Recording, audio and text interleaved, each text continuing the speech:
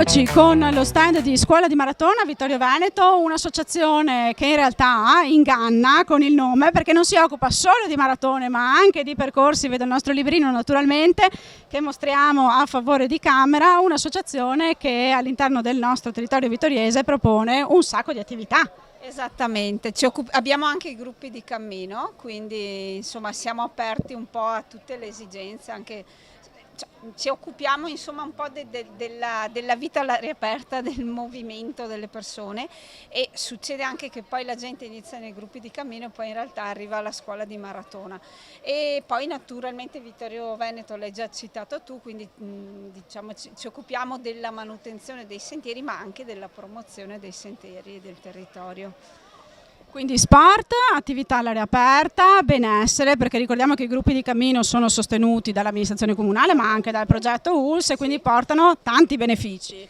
Sì, tant'è che poi insomma veniamo anche chiamati per occuparci di questo progetto anche da altri comuni del territorio, non solo a Vittorio Veneto, quindi collaboriamo a mettere in piedi il progetto anche in altri comuni.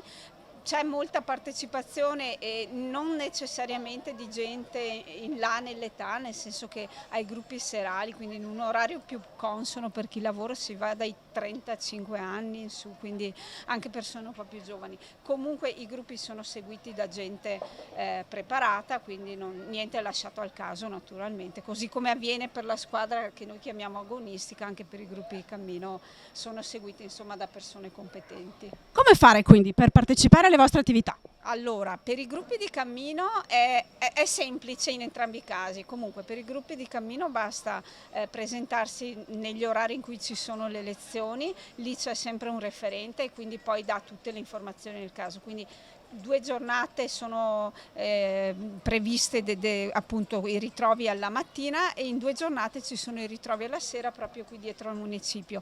Per la scuola di maratona è la stessa cosa, noi abbiamo durante le lezioni che si svolgono al lunedì, al mercoledì e giovedì abbiamo anche l'attività di segreteria, quindi basta venire da noi, vi forniamo tutte le informazioni, potete anche fare delle lezioni di prova sia in palestra che fuori e poi da lì decidere eventualmente di iscriversi. Logicamente con la scuola di maratona noi siamo tesserati FIDE, quindi è necessario avere un certificato medico sportivo agonistico.